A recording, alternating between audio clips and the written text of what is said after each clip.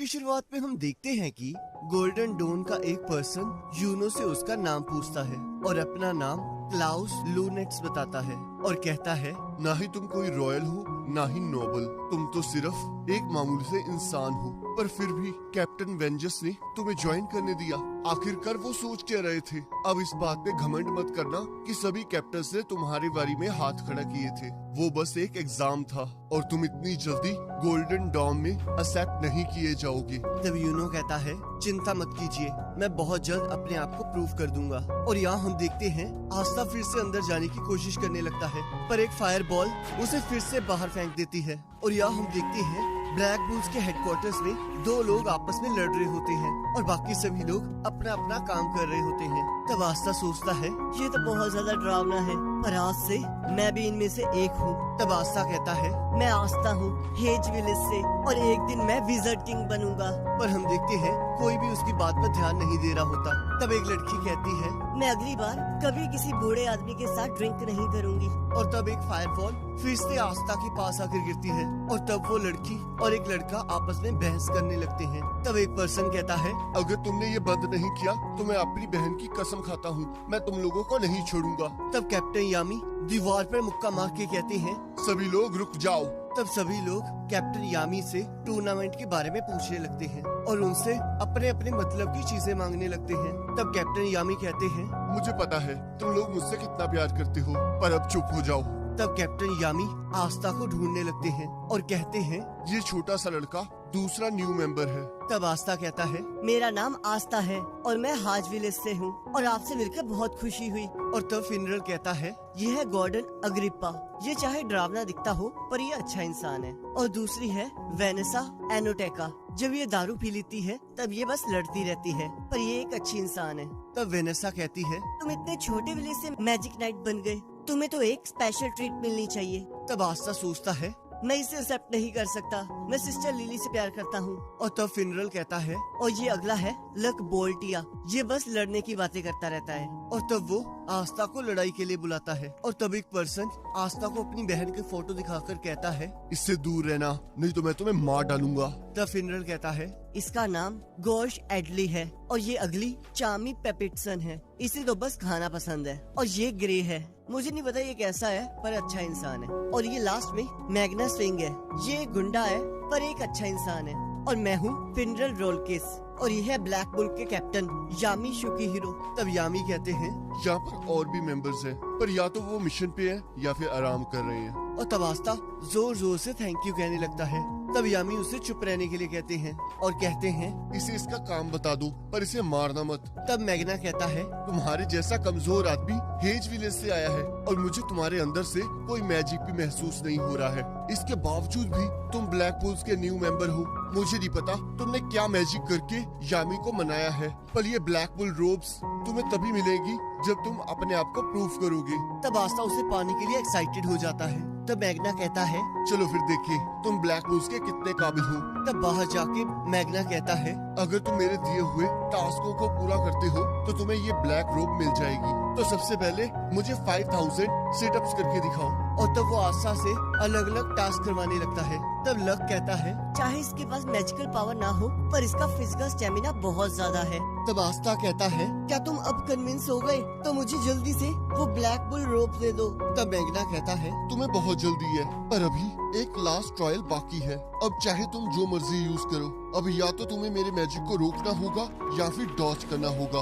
और अगर तुमने ऐसा कर दिया तो तुम ब्लैक बुल में आ सकते हो। और तब आस्था अपनी तलवार निकाल लेता है और सभी लोग उनकी लड़ाई को देखने लगते हैं। और तब मैग्ना अपने बैट से अपने फायरवॉल्स को फेंकने लगता है और आस्था इजीली उनको डॉज कर देता है। और तब मैग्ना अपनी और ज्यादा पावर लगाकर फायरवॉल को फेंकता है। तब हमें बताया जाता है कि आस्था के ब्रेन ने बहुत जल्दी सोच लिया कि अपनी well trained muscles, kinetic vision और एक्सप्लोसिव पावर से आस्था अपनी तलवार से इस मैजिक को चीर सकता है। पर मैग्ना का मैजिक आस्था के लिए बहुत फास्ट है और अगर वो उसे काट भी देता है तब भी उसकी आग आस्था को जला देगी। और जब आस्था को ये एहसास हुआ तब उसका दिमाग काम करना बंद कर गया, पर उसकी बॉडी ने हार नहीं मानी और उसके रिफ्लेक्सेस ने एक लास्ट कोशिश की। और तब आस्ता मैग्ना की बॉल को अपनी तलवार से बाउंस बैक कर देता है और वो बॉल सीधा मैग्ना के ऊपर जाकर गिरती है, जिसे देखकर सब लोग खुश हो जाते हैं। तब यामी सोचते हैं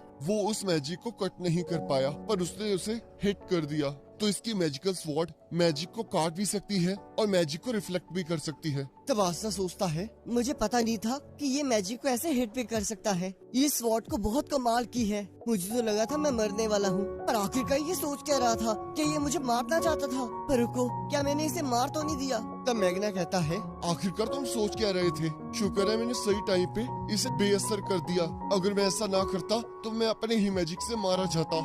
और आस्था को पकड़कर कहता है तुम तो बहुत कमाल की हो। तुमने मेरे ब्लास्ट को रोका ही नहीं, बल्कि वापस मेरी तरफ रिफ्लेक्ट ही कर दिया। मुझे ये बहुत पसंद आया। और हाँ, तुम्हें विलेज से जज करने के लिए सॉरी। मैं भी रियाका विलेज से बिलोंग करता हूँ। तब आस्था कहता है इसमें कोई बड़ी बात नहीं है, मेरे पास तो कोई मैजिकल पावर ही नहीं है। तब मैग्ना कहता है तुम्हारे पास कोई मैजिकल पावर भी नहीं है, फिर भी तुमने मेरे मैजिक को वापस रिफ्लेक्ट कर दिया। कितनी कमाल की बात है, तुम तो एक असली मर्द हो।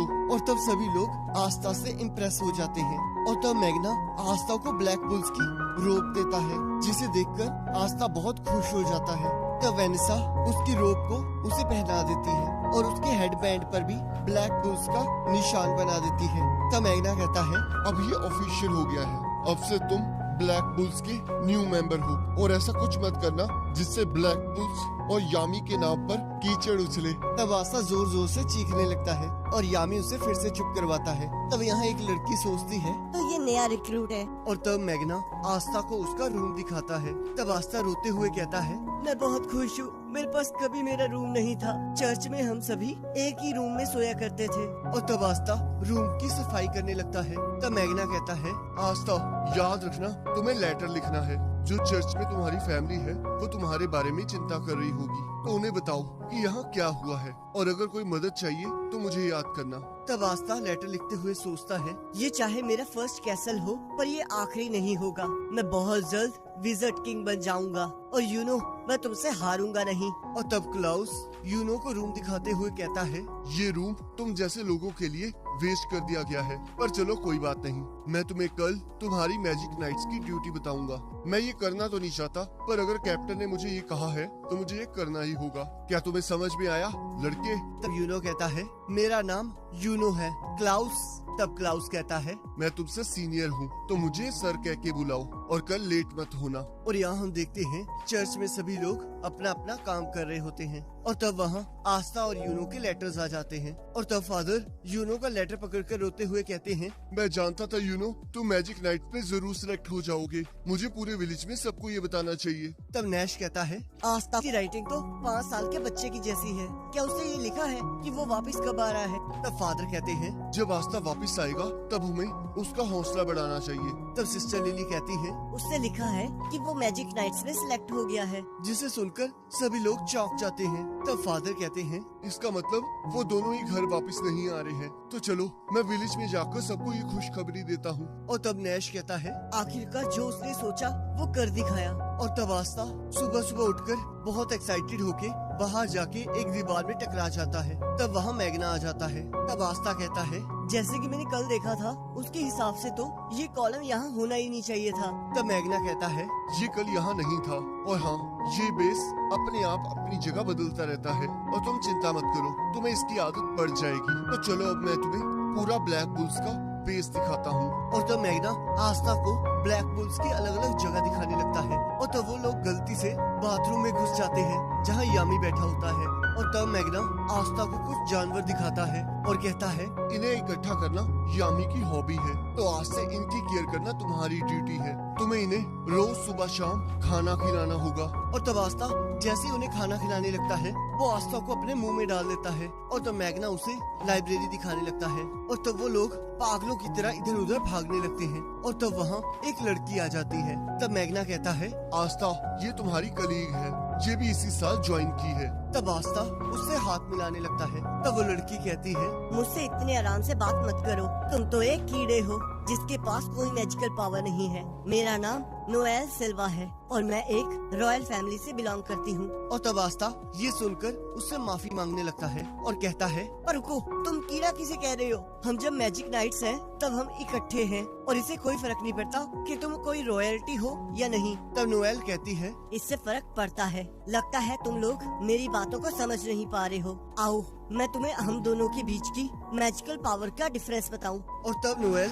अपने मैजिक से आस्था पर हमला करती है, पर हम देखते हैं उसका अटैक मैग्ना पर लगता है। तब मैग्ना कहता है, तुम्हारे अपने सीनियर को मारने की हिम्मत कैसे हुई? तब नोएल कहती है, ये तुम्हारी गलती थी कि तुम वहाँ खड़े थे। तब मैग्ना कहता है, मैं तुम्हारा सीनियर हूँ। तब नोएल कहती है, और मैं रॉयलिटी। तब मैग्ना कहता है, मुझे फर्क नहीं पड़ता कि तुम कोई रॉयलिटी हो या फिर सिल्वर ईगल्स कैप्टन की लिटिल सिस्टर, और तुम्हें थैंकफुल होना चाहिए कि यामी ने तुम्हारी जैसी बिगड़ेल बच्ची को ब्लैक बुल्स में आने का मौका दिया। मैं बस इसलिए रुका हुआ था क्योंकि तुम एक लड़की हो, पर अब मैं तुम्हें बताता हूँ। और तब नोएल ब्लैक बुल्स के रोप को नीचे फेंककर उस टीम को क्विट करने के लिए कहती है और कहती है, मैं इस बेकार की स्क्वाड को छोड़कर जा रही हूँ। सभी लोग जानते हैं कि ये कितनी वर्स्ट स्क्वाड है और एक रॉयलिटी यहाँ नहीं रह सकती।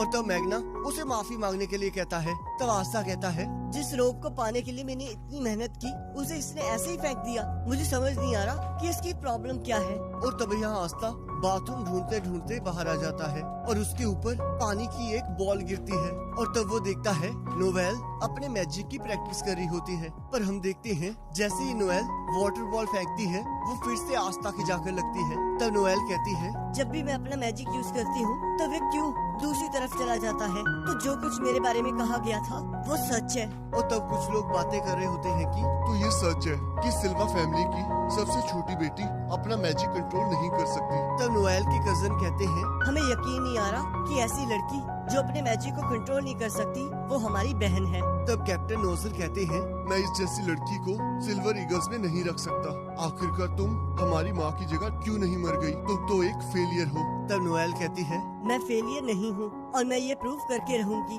और तब आस्था सोचता है। इसके लिए ये सब कुछ काफी मुश्किल लग रहा है। तब नोएल कहती है, ओ कीड़े, तुम यहाँ पर क्या कर रहे हो? और सोचती है अब ये मेरा मजाक उड़ाएगा।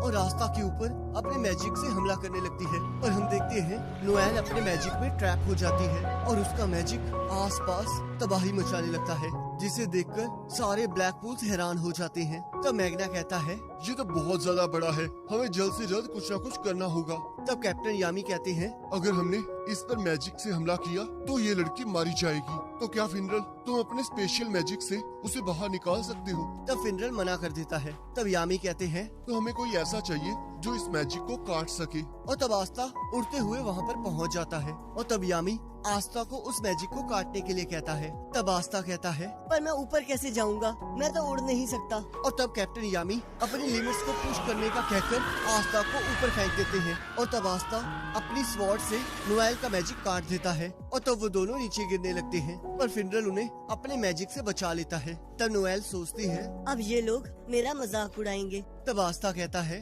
तुम्हें पता है तुम्हारा मैजिक कितना पावरफुल है? ये तो बहुत कमाल की बात है। मैं तो तुमसे जेलस हो गया। मेरे पास तो कोई मैजिकल पावर ही नहीं है, पर अगर तुम अपने मैजिक को कंट्रोल करना सीख जाओगी तो तुम्हें कोई नहीं हरा पाएगा। तो मुझे अपना बेस्ट देना होगा ताकि मैं तुमसे हारूं नहीं। तब मैग्ना कहता है, तो तुम बस अपना मैजिक कंट्रोल नहीं कर सकती, तो तुम्हें ये मुझे पहले कहना चाहिए था। रॉयल फेलियर, क्या तुम जानती नहीं ये ब्लैक बुल्स है?